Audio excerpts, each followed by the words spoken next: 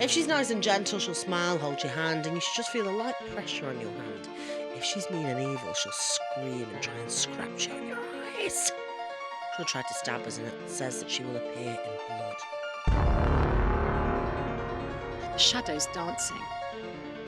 I can't hear the rain or the wind anymore. Just the silence, interrupted by the occasional drip of fluids from the creature's shredded flesh. I jumped out of bed and ran to the living room. When I got there, I saw Marina thrashing back and forth on the floor and clutching her neck with... I saw her fingering herself on the floor.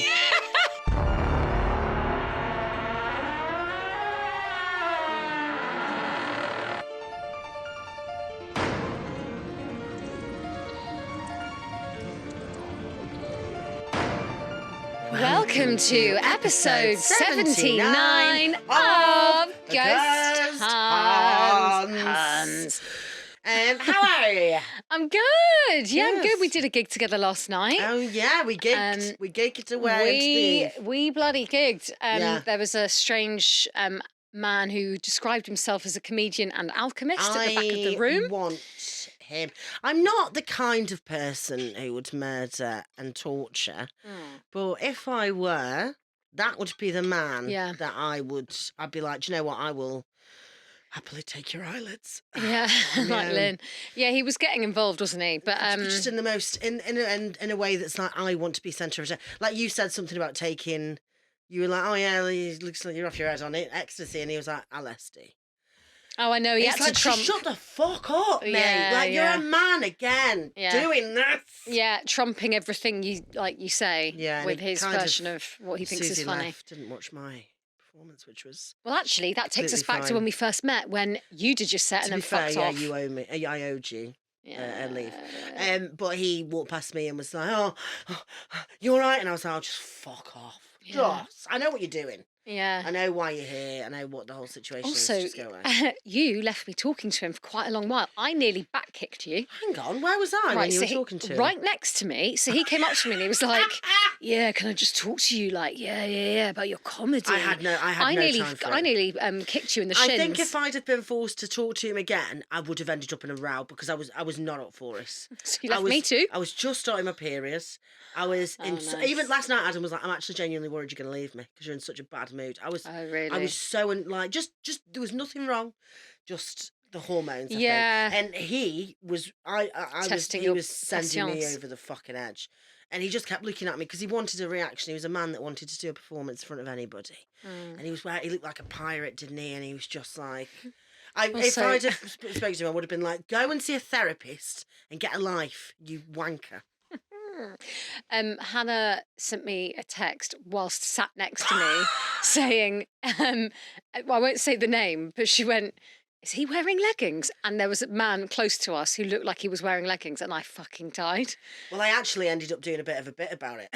Did you? Yeah, but because you know Adam used to wear really tight skinny jeans, and I just don't think you should wear skinny jeans after the age of like 13, really. If you're a bloke, yeah. I'm sorry. That's what I think. If you're a bloke that I'm attracted to, I don't find it attractive because it really reminds me of high I mean, the school. Russell Kane vibe is, but then he's like an energetic. It's not for me. Teenager, isn't he? That's his style. So we've bought Adam some jeans that are appropriate and look really lovely on him. So and I was reminded about the time, and I could literally see his arsehole. I could see the outline of his bumhole. And I ended up doing a bit about it, making out like it was Adam, but actually, and I referenced the fact that. Did he find it funny? Yeah, of course, because it's like, he knows he wears tight trousers. There's a reason. He was telling us about going to Bungay. Apparently, oh yes, Bungay is haunted. It's haunted as fuck by monks. If he listens to this, he will realise that you texted me saying, "Is he wearing leggings?" Do you reckon he listens? That's a really good point, actually. What do we do? Oh, what do we do? Well, anyway, we'll come back to that. We'll figure that out in the edit. Anyway, yes, Bungay's haunted by loads of monks. Talking point, went for me wax. Oh, well done. Meet her. Listen, when I tell you, she's good, isn't she? I didn't feel a fucking thing. Yeah. And do you know why? I took 2 Cocodamol before I went. It was like she could have given me a C-section. Yeah. And I wouldn't have had I was like, it just felt like she was having a little rummage. Yeah. But I was, I had it all done. I had it all done, even on my period. And it didn't feel a thing. Did you wear a tampon? Yeah. I can't believe I just that. It in. I was like, is that all right? She was like, yes, fine.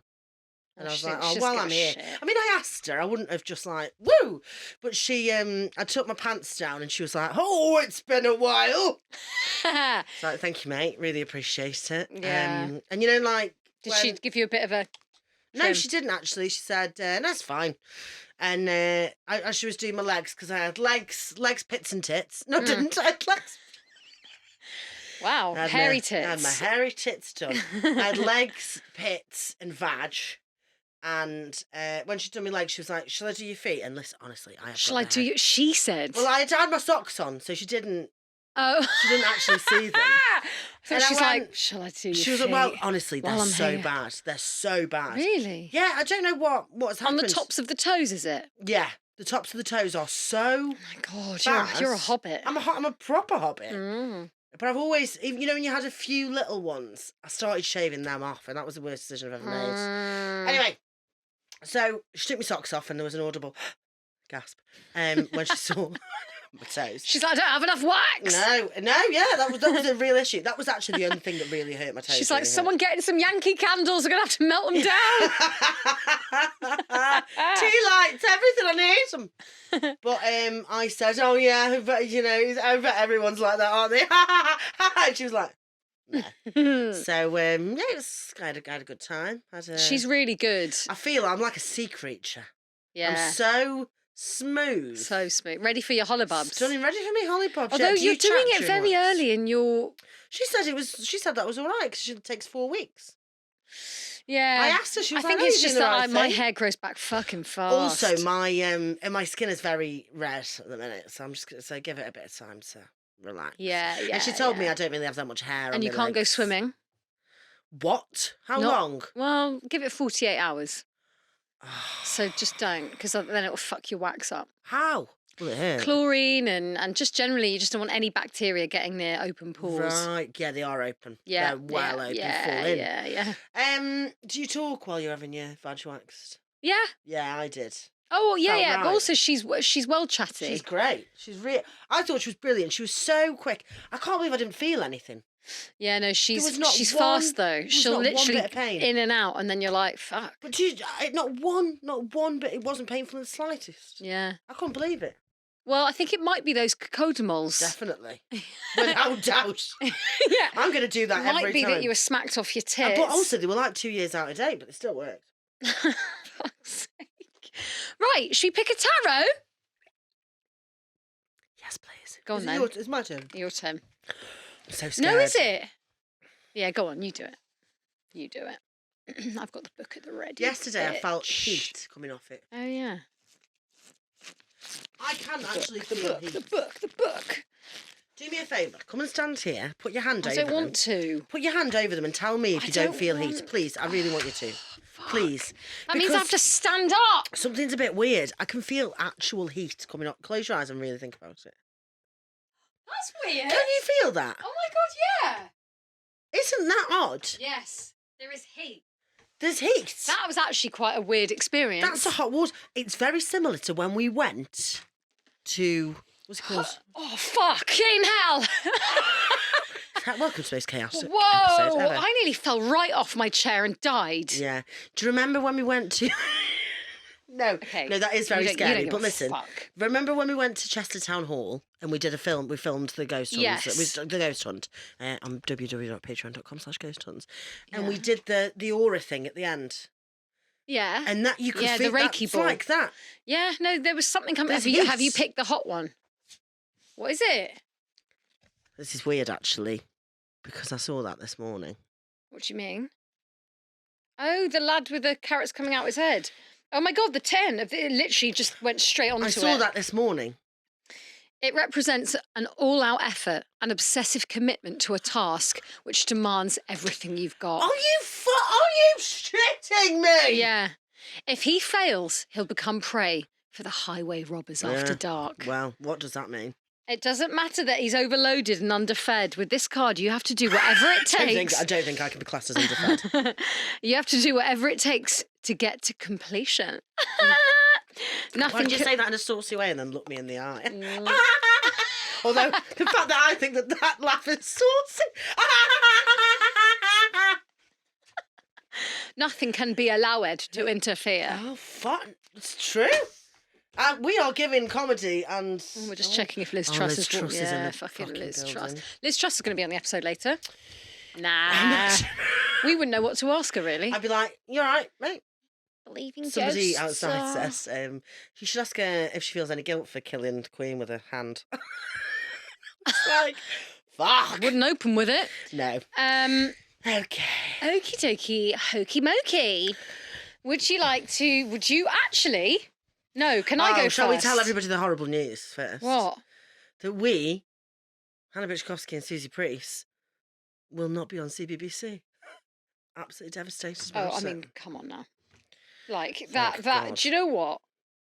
I don't give a fuck. Hannah, I've got a story that a mate of mine, Gorgy Freddy, has sent me.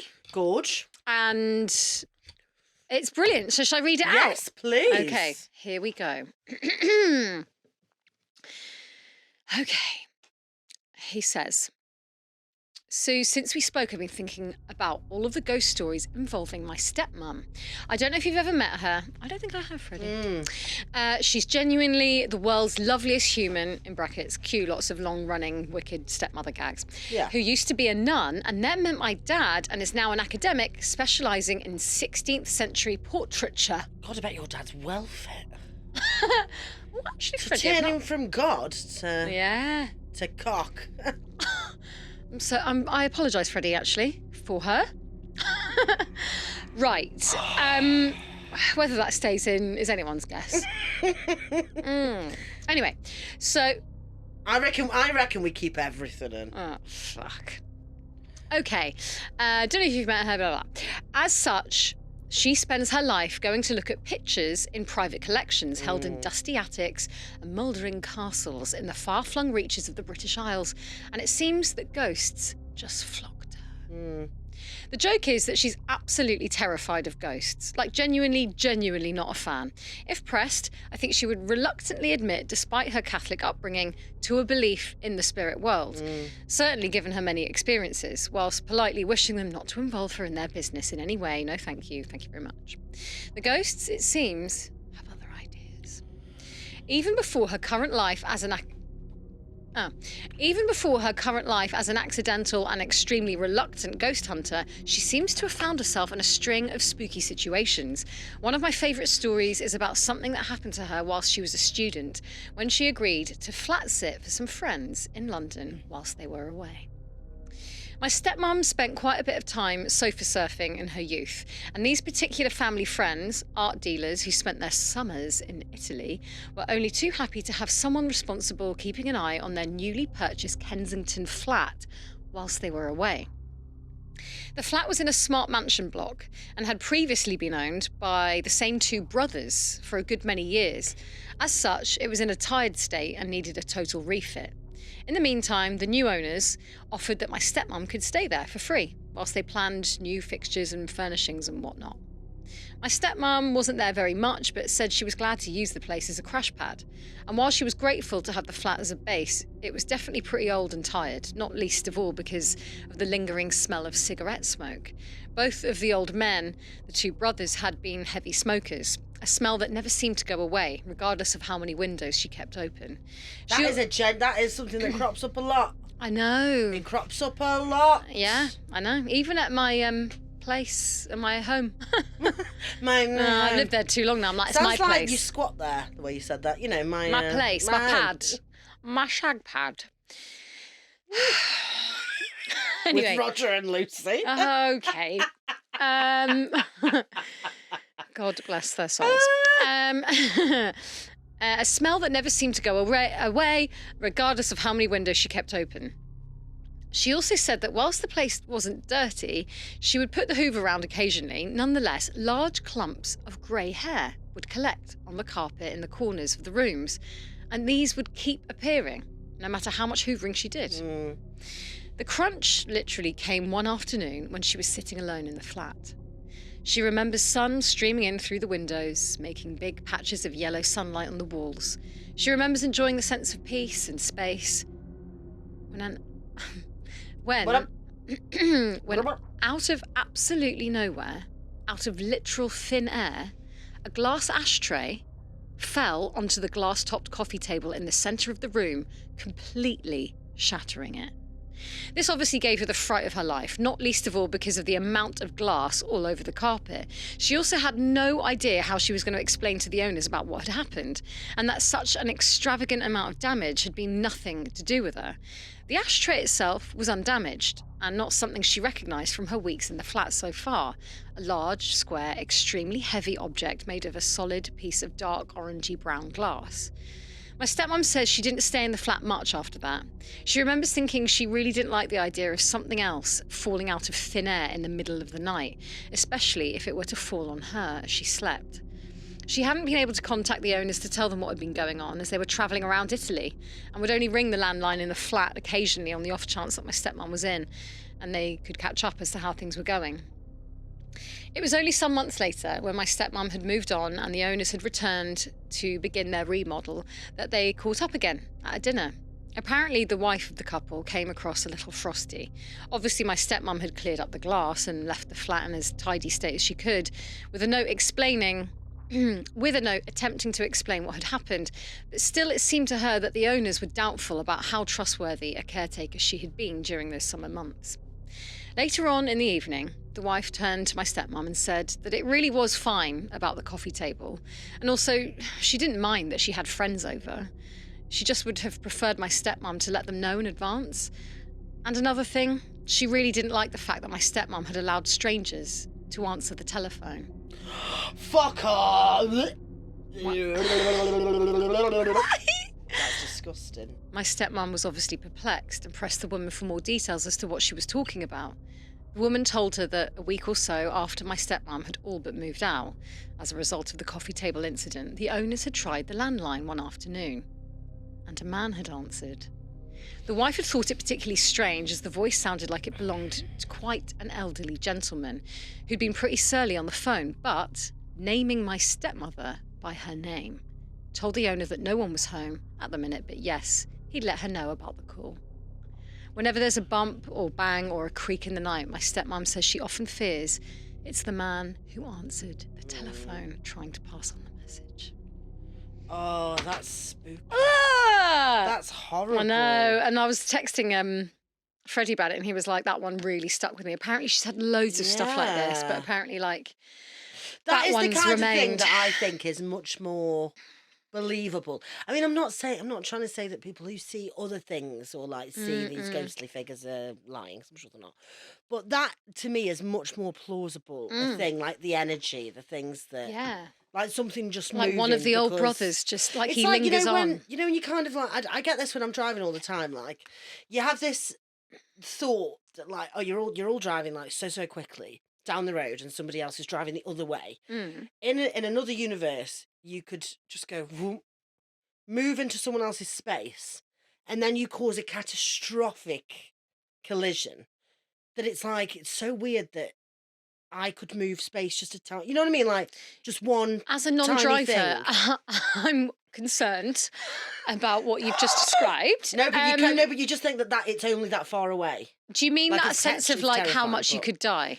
Yeah, but like also like it just has to be a tiny little glitch in the space, or a tiny movement in the space, and a huge thing could happen as a result. So like if ghost is energy, and all, like if it just made that one like and then something, I don't know, like that is to me very plausible. Do you think? Yeah. Well, from what you're saying, do you mean if you like suddenly like moved and it wasn't your fault? Yeah, no, I don't really mean anything. I mean, I just kind of mean that it's. Have you had an accident? It wasn't your fault. I could do those calls, couldn't I? Oh my God, we should be sponsored by those. 100%. No win, no fee. I don't really know how to explain it, but I just think that there are so many things that, I don't know, it's all this energy and weird and placement and stuff that It really confuses me. Well, that's what I think that ashtray anything. was. Like, it literally, and I asked him more about it. I was like, what, like, does the ashtray mean anything? He was like, no, it literally appeared out of nowhere, fell straight down. Yeah, that's weird. And smashed something. That's like, I don't know. That's a movement and energy. Yeah. And it's just like, well, also, you know, there's that Reddit thread called Glitch in the Matrix. Yeah. And it's all about like just slight time shifts. Yeah. And like seeing yourself move around and then you go back to normal. Yeah. Like, there was that story, wasn't there, that we listened to about someone being in a car accident. Yeah, and going back into the 1930s, and suddenly it was like they saw like down a busy high street. They'd experienced a car accident with their friend. Oh yeah. And and like he knew that he was going to die, closed his eyes, and then the next thing he knows, they're back on the road as normal and nothing's happened. Yes, like, yeah. They saw the thing coming at them. And then his friend was like, I've got no idea what you're talking about. Or he said, yeah, that was weird, that was mad. So they both experienced it. And then years later, he was like, no, that never happened. So it's like, but you said it did happen. Yeah, so like, he was like, yeah, there was nothing there. You were acting really weird. Yeah. It's like, but you were telling me. And it's just like, yeah, that's a glitch in the Matrix, isn't it? Oh, it's really spooky. Very intriguing. Well, thanks, Freddie. You so much, Freddie. Thanks, Freddie Love. Gorge name as well. Obsessed with that. Okay. Okay, here we go. Oh, that's Adam's trousers that I've ordered. Where's my email to myself? Like you're his mum. Yeah, I am. Get him some boxers, some nice Calvin Kleins. I've got him some little chinos for holiday. Chinos. What's wrong with chinos? Well, I can't work out if chinos make me think of like posh Eton boys. No, they're like Dickies work trousers chinos. They're just like what's it? Yeah. What? You know the Dickies trousers? Nope. No, they're nice. No. They're just like tan trousers. Tan, yeah, I don't mind a tan trow. Okay, so this story is called Under the Water. Under the water. Under the water. Under the water. Down where it's water. Blah, blah, I don't know. I would like to tell you a story about my best friend. Her name was Marina. Who's Marina? Well, we're going to find out. She was a true friend, actually. And she was always there for me. Whenever I had a problem, Marina was a shoulder to cry on. She was like a little sister to me. One night, I had a terrible argument with my mother and father. I called Marina and asked if I could come over. She said that she would be very happy to see me, so I went over to her house. I don't know why I've kind of given them a lesbian narrative. To the house. I don't know why I'm doing that. When she opened the door, I immediately rushed in and started sobbing. She asked me what had happened, and I told her about the fight I had with my parents. She told me to calm down and took me to the kitchen to pour me a cup of tea. I drank it and we began to talk. It was late and she asked me to stay overnight. I don't know why I was making this sound sexy. She asked me to stay overnight. This is right up your alley. With great pleasure, I accepted her offer. You just never know where they're going to go, do you? Like, we find these stories. Have you not read the story? I have. Oh, fine. But you don't know how they're going to come out. And you know what I mean? How you know. 30 seconds ago, I didn't know it was going to be a lesbian love story. But here we are. We are where we are. It was late at night and she asked me to stay overnight. With great pleasure, I accepted her offer. Marina let me sleep in her bed and she slept on the couch. For a long time, I lay awake thinking about my parents. All of a sudden, I heard Marina cry out, "No, no, it wasn't me!" I jumped out of bed and ran to the living room. When I got there, I saw Marina thrashing back and forth on the floor and clutching her neck with... I saw her fingering herself on the floor. Marina! I saw Maria frotting on the floor. I mean... I saw Maria dogging in the living room. Go for it, Marina. Go on. Go on, girl. Go on, girl.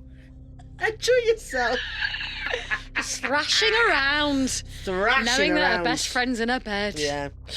I saw Marina thrashing back and forth on the sofa. On the sofa? I made that up.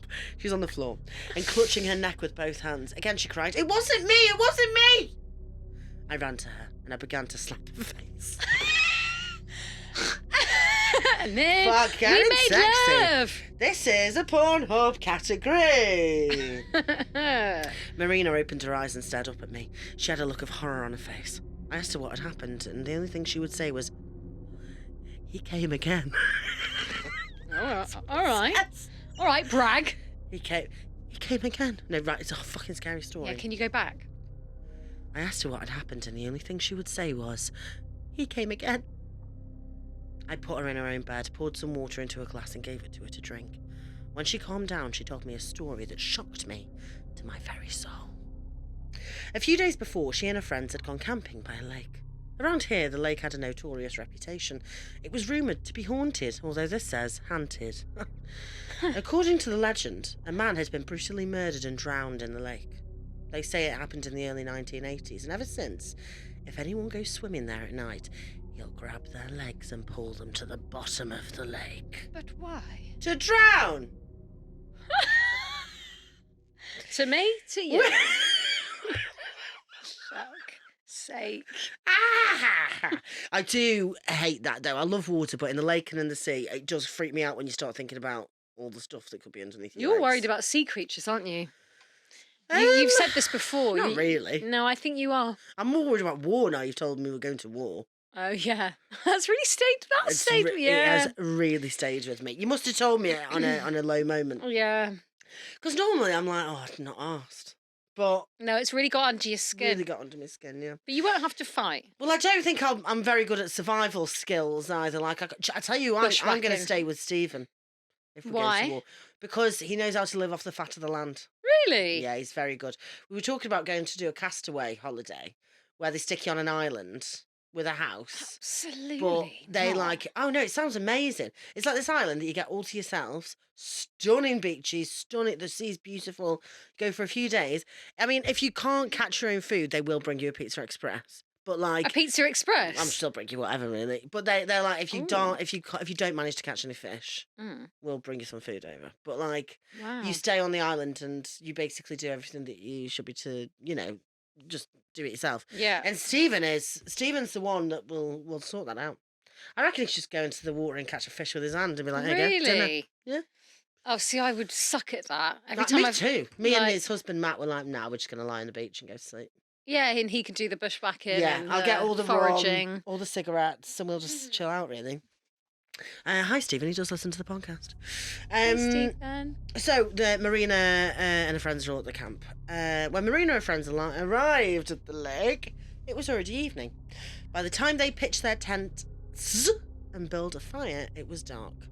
The night was hot, so Marina decided to plunge into the lake for a swim. These words are very sexy, aren't they? Plunge, plunge, plunge pool, plunge, plunger, toilet plunger. Toilet bowl plunger. Flush it. Just say flush it or flash it. Anyone listening? We're going to put a trigger warning at the beginning of this. Sexiest podcast in the world. I don't know why people listen, if I'm honest. Oh, listen. What? The night was hot, so Marina decided to take a plunge into the lake for a swim. She took off her clothes and dived in naked. Have you done a skinny deep? Have you done a skinny deep? Oh, yeah. I loved it. Don't really anymore, I'm too cold. We did it in Lake Tahoe. Well, maybe I'll do it in Greece when I go. You must. Yeah, you must. I'm going to persuade the other two. Yeah. The water felt very good, but all of a sudden, she felt something take hold of her legs and start dragging her down. She only had time to shout, "Help!" before her head disappeared under the water. She said that when she was flailing around in the murky depths, trying to free herself, she opened her eyes and saw something that terrified her. It was the rotting face of a dead man, and she heard him whisper, "Did you kill me?" Marina said she blacked out, and when she woke up, she was on the bank. One of her friends had saved her. Oh, it says one of her guy friends, because of course a woman wouldn't be able to do that. Yeah. He saw her shouting and then disappear under the water, and he dived in after her. His quick reactions had saved her life. I bet he's insufferable now. I bet he will not. I bet he dines out on that all the time at Dishoom with his mates. I saved your life, and it's like, she's not going to shag you. No, just sitting at Franco Manca on a Sunday afternoon being like, "Oh, I told you about the time." She told everybody what had happened when she was underwater, but no one believed her. They told her that she must have been hallucinating when she was drowning.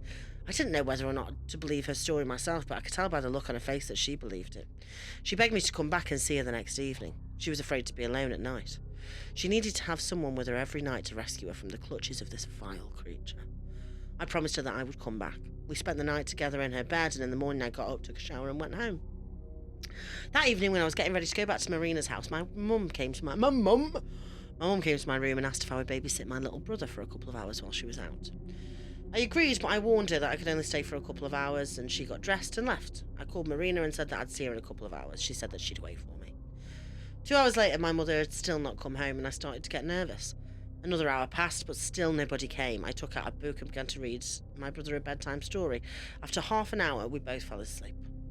I woke up to the sound of the keys opening in the front door. When I opened my eyes, I saw the sun was already shining through the windows.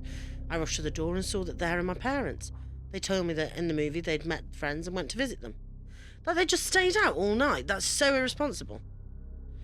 How could you do that? I said and burst into tears. I ran to the phone and dialed Marina's phone number, but there was no answer. I got dressed and rushed over to Marina's house, but when I got there, I saw that the door was standing open. And there was a lot of people in uniform coming in and out of her apartment.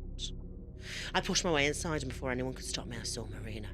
She was lying on the floor, covered with a sheet. She's dead. I thought she was carrying on the thrashing. No, she's dead. She's not thrashing.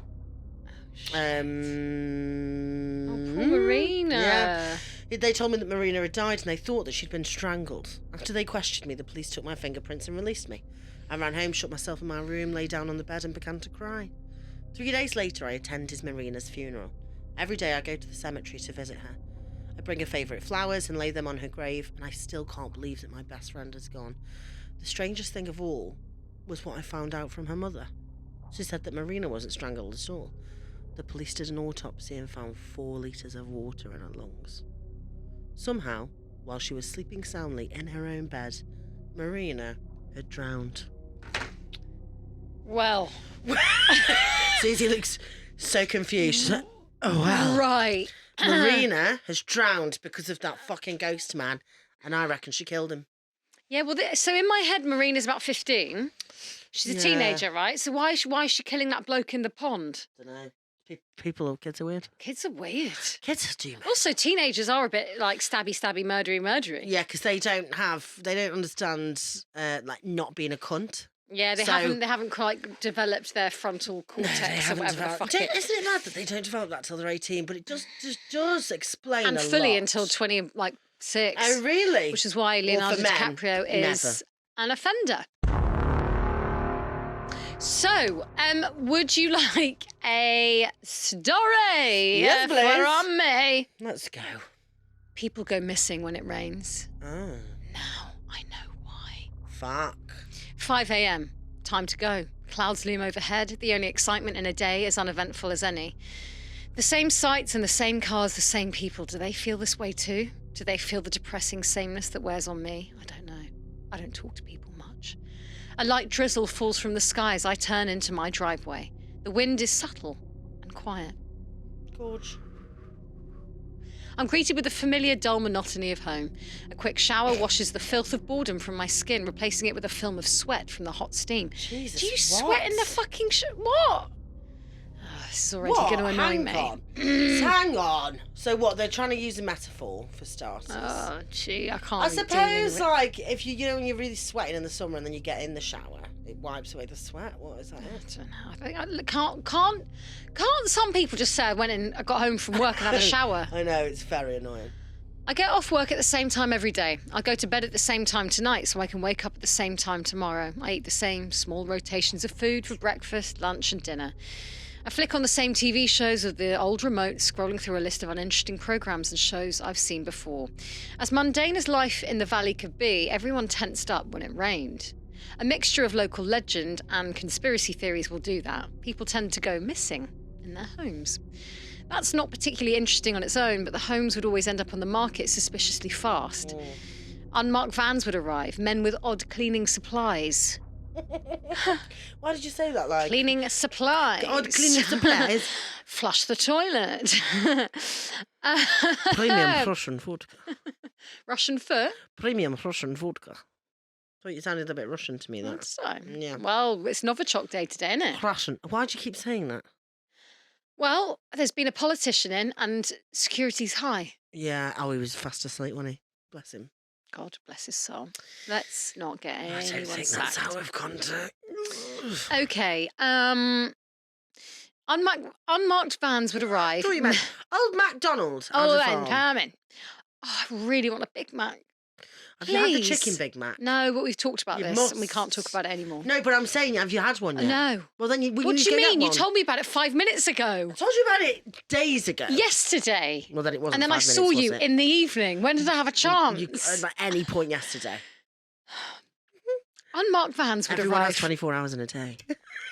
I need you to sit in your chair and listen. Unmarked vans would arrive. Men with odd cleaning supplies go inside and then they leave. Police refuse to comment on any... Yeah, have a yawn, yeah?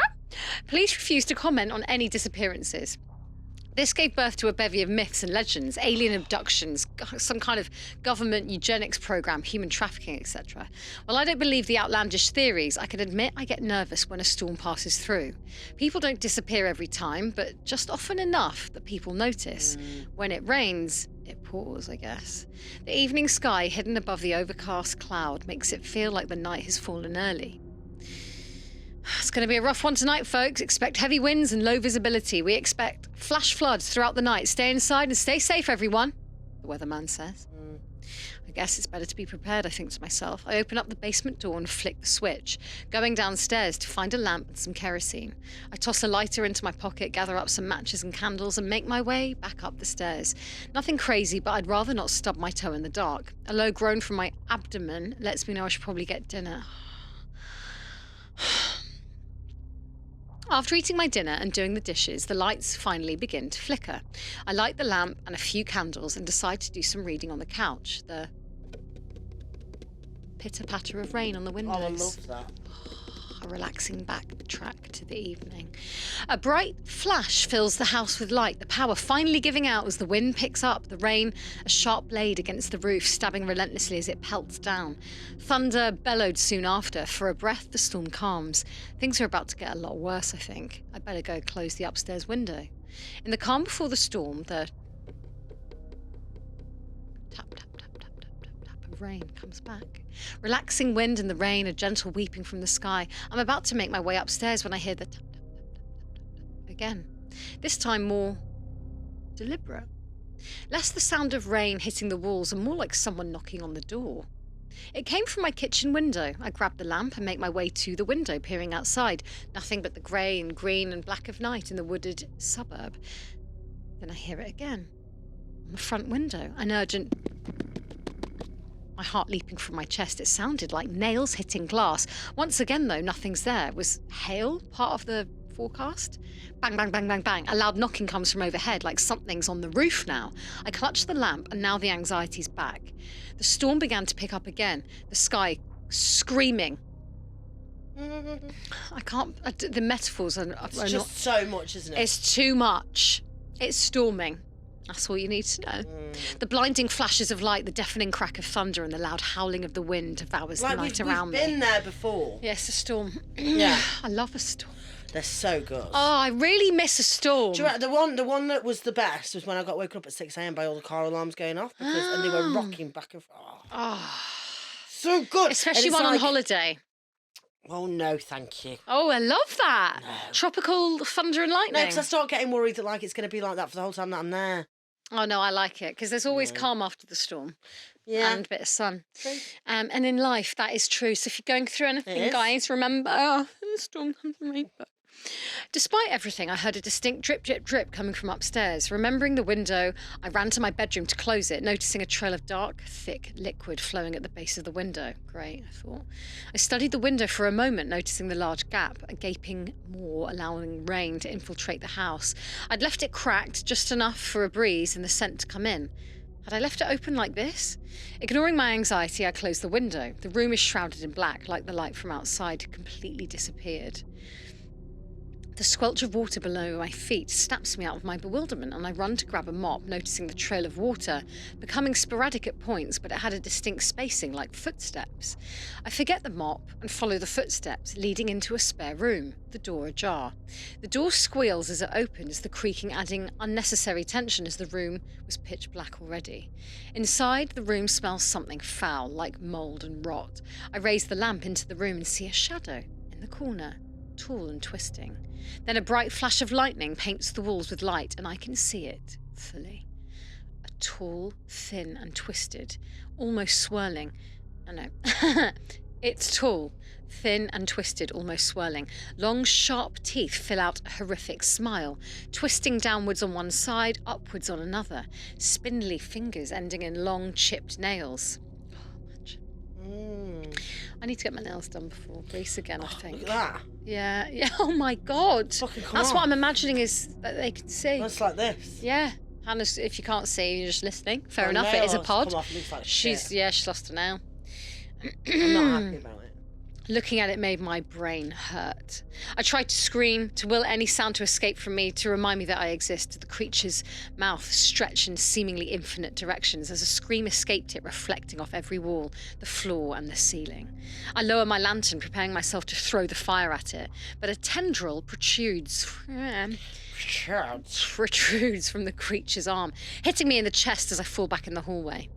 The lamp escaped my grip and shattered against the ground. I struggled to my feet. I run to the bathroom and barricade the bathroom door with a small table and lock the door, my eyes searching for a window.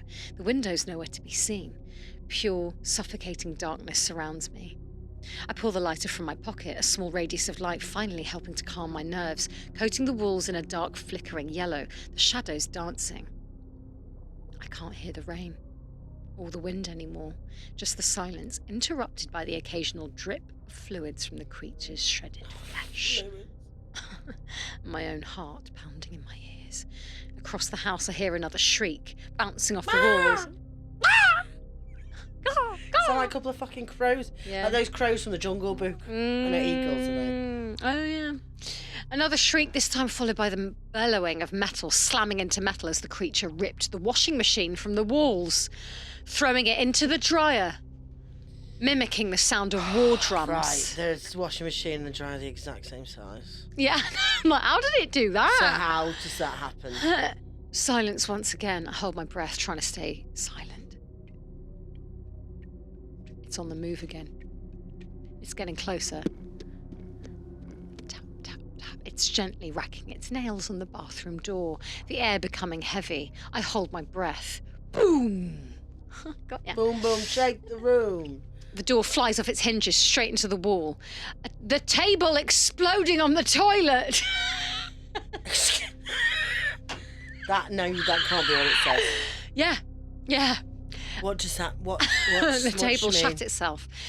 The table's got IBS. Yeah, exactly. A large rectangular shape twisting one way at the bottom and another at the top is imprinted on the... this is... Who is this? Show yourself. Oh my God. I applaud anyone writing a story, but like... This is outrageous. The creature steps into the room. I try to sneak out as the creature searches the back of the room, never more thankful to have a large bathroom. Brag. The door betrays me, however, emitting a long squeal as metal rubs against metal. Yes, please? Hannah at the back of the room, yep. My hand up. Miss Bitchkovsky? Can I ask a question? Please. What is the point in having a really big bathroom? You know when people are like, you should see the size of my bathroom? Yeah. What's the point? What's the point, please? Yeah, I kind of agree with you there. I wouldn't mind. I'd like a big shower space. Don't get me wrong. I think those kind of posh, overhead, circular shower heads. Yeah, but even then. But the rest of it doesn't need to be big. No, I like a bath. And I worry with a big bathroom it'll get cold. Yeah, because you're not having carpeted fucking bathroom, are you? Imagine.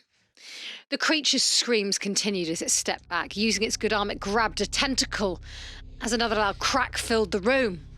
As the creature tore itself apart, my boring and dull home burned around me, a blazing inferno. In the light of the fire, I found the door, unlatched the chain, twisted the deadbolt and prayed that the door would open. It did. The creature stood behind me, stalking the room. Is this like a be careful what you wish for kind of story? Like, I hated my boring life, and now look, my table's got bowels. Yeah, and some fucking monsters, tripping all around your big bathroom. God, it's all been quite sexy today. Yeah. I grabbed my keys and I went swinging. I grabbed my keys and followed the scent of pampas grass. And there I was, balls deep by midnight. Sheila and Tony next door. If this welcome episode me isn't called Balls Deep by Midnight, I'm going to be very upset. I grabbed my keys, resting on a nail next to the door, and ran. Got into the car and felt it rumble to life. Rumble. The car carried me through countless days of the mundane life I now miss dearly, but it was my escape from the alien hell I'd found myself in. As I backed out, I could see the creature slithering out of the upstairs bedroom window, backing out, winding backing up, its back it up, back it in, winding its way to the roof. It stared at me, its mouth open, screaming at me again. I raced down the empty road, no neighbours anywhere, just the quiet edge of a lonely suburb, the final layer of a city in the valley. The shrieks grew quieter the further away I sped. I'm currently in a hotel. I placed as much distance between myself and the creature as I could before calling 911. Hoping the rain would hinder the fire before it had a chance to spread, I received a call from an unknown number shortly after. Exhausted, I ignored it, ready for sleep and the nightmares that would be waiting for me. As I closed my eyes, I heard two things. My phone vibrating again, the light filling up the room with a single message from an unknown number. You're in danger. And the distant sound of a steady drip, drip, drip. So that's that story done. Yeah, weird, wasn't it? Now, listen, that one wasn't probably my favourite. Can we have a quick roundup of what happened there? When the rain comes, it brings the water monster who will set fire to your home. Right, fire and water, very nice. Fire and water, but as you know, and I know, and Meryl knows, we're earth signs. And that's why we're friends. And are we? What are you again? Earthy. I'm Virgo. Obviously, I'm Virgo. Earthy? Why is that? What? You're earthy because you're Capricorn, aren't you? Yeah. Yeah, I'm a fucking Capricorn. Do you know what though? I'm nothing like a Capricorn. Well, I don't think that's for you to say. So there we go. Okay. Are you going to do a creepy? Yeah. Okay, let me find. Well, okay, here we go. Here we go. I don't know if this person would like us to read out their name, so I'm not going now. Okay, but this is a story that someone's written for us. It's exciting, isn't it? Oh, lovely. Hey there, Huns. Love the pod and love anything and everything spooky and paranormal. Unfortunately, I have had no paranormal experiences myself or known anyone that has, but I have a hobby writing short spooky stories and I'd really like to share one with you. Ooh. Title: I thought it was all okay. I'm bored, Kim complained. Put another movie. What? I've really not started that well. I'm bored, Kim complained. Put on another movie. What do you want to watch? I asked. My best friend Kim and I were having a sleepover at my place. I love sleepover scary stories. My best friend Kim and I were having a sleepover at my place. My mum and dad and little brother were all asleep upstairs. We'd been watching movies and pigging out on ice cream and jelly beans all night. Nah, Kim sighed. Let's do something else, she said, typing something up on her phone. Like what? We ended up Googling fun things to do on a sleepover. Apart from all the boring, make a dream catcher, sing karaoke and give each other mani-pedis. I'd actually love to do that. We came across one link that simply said, get spooked. Oh, bloody Mary. Kim grinned and squealed. Let's do it. I didn't know why, but I had an uneasy feeling in my tummy. But it just shrugged. Can I just ask, why is that tarot card turned over? It wasn't before. I was fiddling around. Were you? Yeah, that looks like cash though. I love that. Okay. We came across something that simply said, get spooked. Kim grinned and squealed. Let's do it. I didn't quite know why, but I had an uneasy feeling in my tummy. But I just shrugged it off as a normal fear of clicking on any random links on the web. Oh, like I did. And then fucked up my laptop. Yeah. Oh, Kim breathed. Bloody Mary. Oh, yes. What? When you stand in front of a mirror and chant Bloody Mary? I asked sceptically. Yeah, have you played it? Nah, but my mum told me she'd tried it with a group of her mates years back and said that nothing had happened. She said it was just a silly way to try and spook yourself out, I scoffed. Well, let's try it, Kim said with enthusiasm. Okay, so we need a dark room, a mirror and candles. Let's go into your ensuite and close the door. Ensuite? Fuck. This is definitely in America. America.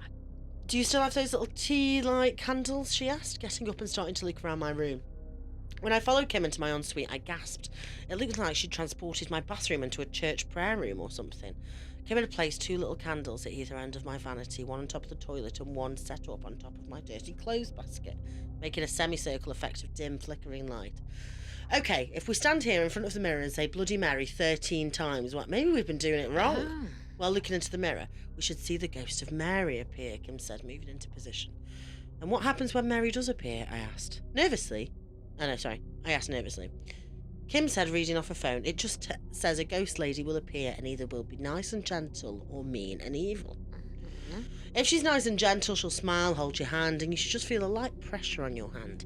If she's mean and evil, she'll scream and try and scratch out your eyes. She'll try to stab us, and it says that she will appear in blood. Fuck that. How do we make sure she appears nice and gentle? I asked, feeling more apprehensive. I don't know, maybe we just think good thoughts or something, Kim shrugged. Feeling very uneasy and wishing hard that nothing will actually happen, I nodded. Okay, we both just have to stand in front of them. Oh, yeah, I thought I'd read that before, but it's fine. Okay, we both just have to stand in front of the mirror, stare at our reflections and repeat Bloody Mary 13 times, Kim said. So we took our positions in front of the mirror. I was already having doubts and feeling a little bit freaked out. The kind of atmosphere in the room, the candles and the mirror was very spooky. Bloody Mary, I squeaked. Come on, you've got to say it louder than that. I cleared my throat. Bloody Mary, Bloody Mary, Bloody Mary. I just started to chant and Kim joining in. We were keeping count on our fingers, and after the 9th or 10th Bloody Mary, I suddenly felt very cold despite the very humid midsummer's night. There was a definite chill in the icy air. I glanced over... No, that's not what it says. There was a definite icy chill in the air. Ha ha! I glanced over to Kim and could tell by the goosebumps on her arms that she could feel it too. I glanced back into the mirror and could see a swirling cloud of mist. It looked like it was forming a shape. But when I glanced to the side, I couldn't see anything but Kim. I couldn't tell if she could see it too. Bloody Mary, Bloody Mary, we finished off. For a moment, nothing happened. Kim and I started to grin at each other. Well, that was... she started to say. And that's when all of the candles went out. Feeling all of a sudden that I'd stepped into a freezer. I gasped, feeling all of a sudden that I'd just stepped into a freezer. But just as soon as they went out, the candles burst back into light. Kim and I were still looking at each other and I could still feel... Kim and I were looking at each other and I could feel... Oh my God! Kim and I were looking at each other and I could see fear starting to creep on her face. I looked around the room and everything seemed to be covered in a fine layer of mist, like we were outside in the morning dew. I love that word. Then I looked towards the mirror and it was also covered. I could no longer see either of our reflections, but in the middle of the mirror, plain as day, we saw the ghostly image of a woman, covered in blood. Oh, fuck. What? Oh, so a fucking woman just looked through the fucking window then. Well, this is naughty. This is naughty Bloody Mary. This is a horrible one. Naughty. Naughty. Naughty. The uneasy feeling I had in my tummy before turning... belly. Why do I keep saying tummy like a knob? The uneasy feeling I had in my belly before turned into a cement brick. The uneasy feeling I'd had in my belly before turned into a cement brick that I tried to swallow and now was dragging my stomach to the ground. I looked again at Kim. Her jaw had dropped and she was staring at the mirror. It worked, she breathed. I thought she sounded a little too excited. I realised, in all her excitement and preparation, she hadn't mentioned how to get rid of it. G'day, Kim said. That'd be you. Talking directly into the mirror with a little wave. Was she really trying to fucking talk to it? I just wanted to get rid of it as quickly as we could, blow out the candles and call it a night. We could laugh about it and talk about it in awe in the morning over eggs and bacon. Looking back at the mirror, I could see the ghostly woman moving her lips, but the way her face was stretched into an angry scowl, I automatically knew she was definitely not happy with us and screaming at us. Kim, what do we do? I asked, starting to panic, but looking over at Kim, I was taken aback with the look of dumbfounded awe on her face. She was even starting to smirk. We have to ask her a question. Like what? I exclaimed. I didn't want anything more to do with it, but suddenly my feet felt cemented to the floor. I couldn't move them. The air was getting colder and colder, and I was really starting to get scared. But watching Kim, she didn't seem to look scared or spooked or anything. She seemed to be in a trance, wanting and trying to communicate with the ghostly woman and not doing anything to make her disappear. Kim, you said that if she appeared angry that it could be dangerous. How do we get rid of it? I don't want to do it anymore. Too late, Kim said in a trance-like state. I glanced at her and realised that she'd been staring at the mirror this whole time, and now there seemed to be a cloud of mist swelling around her. The cloud appeared to wrap itself around Kim's body and seemed to absorb into her skin. All of a sudden, Kim turned to me with a wicked-looking grin. You wanted to ask me a question? Kim asked. She's possessed. Not sounding like herself at all. Kim, I'm not playing anymore. I don't like this. Part 2 to be continued. Ooh. That's good, isn't it? Nice little Bloody Mary story. Oh, part 2 creep of the week. Part 2 is coming, not this week, maybe, but like another time. But Kim, when you hear this, no, not Kim. Your name's not Kim. But when you hear this, send us in your second part. And so you haven't got it? No. Ooh. Send us in your second part and tell us if you want us to read your name out, because we definitely will. Shall we do a little We Get Haunted? Well, it's your turn to do spirit writing. Right. Okay. So get your fucking pad out. Have you got a pen? Yeah. Here we go. Here we go. Got my nice Oxford campus notebook. Stunning. Thank you. Got it? Yeah. Okay. So, in homage to what you did last time, you need to think of someone dead that you'd like to communicate with. Okay. I'm not going to say Jeremy Beadle or Keith Chagrin, because we've done that before. Who do I want to contact? Oh, fuck. It's hard, isn't it? It is hard when you start thinking about people, but Charlie Chaplin. Charlie Chaplin? Yeah. Go on then. Okay. So really concentrate, shut your eyes, put your pen on the pad. Okay. And start drawing. Hi, Charlie. Do I start drawing? I forgot how it goes. Ask him a question. Hi, Charlie. Oh, I should have really thought about this before I picked Charlie fucking Chaplin. Go on, ask him. Did you wear eyeliner, or was that a natural look? Great question there. You let him enter your pen. Ooh, enter me pen. Ooh.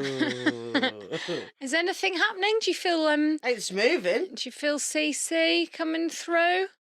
Right, hold up what you've got. Looks like an alien. Really? That does look like an alien with tits and like an a alien big with knob. Three tits. 3 teats and a knob. Yeah. I'm not sure if that worked then. No. Do you want to ask it one last question before we sign off? Okay, come on, Charlie Chaplin. Okay. Go on. What do you think about Ghost Huns, the podcast? Do you think it's a good idea, Charlie, or not? You're about to write, yes, love it. Please subscribe to Patreon. She's just writing up patreon.com/Ghost Huns. And that's been our episode. Thank you. No, hang on, I haven't finished. Okay, go on.